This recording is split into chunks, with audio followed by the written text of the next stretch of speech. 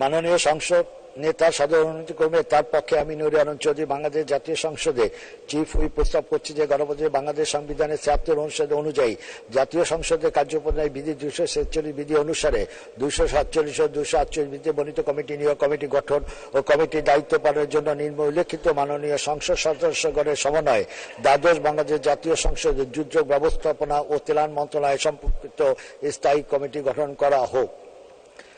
জনাব আসম ফিরোজ ১১২ পটুয়াখালী ২ সভাপতি, ভারপ্রাপ্ত মন্ত্রী অথবা প্রতিমন্ত্রী সদস্য।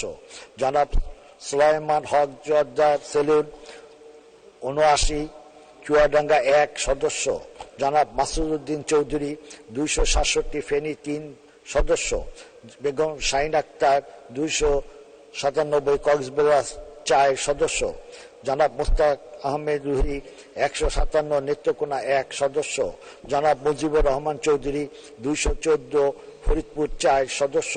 জনাব সালাউদ্দিন মাহমুদ ১৬৮ মানিকগঞ্জ ১ সদস্য। জনাব মোহাম্মদ আব্দুর রশিদ ১৪১ জামালপুর ৪ সদস্য। ধন্যবাদ স্পিকার।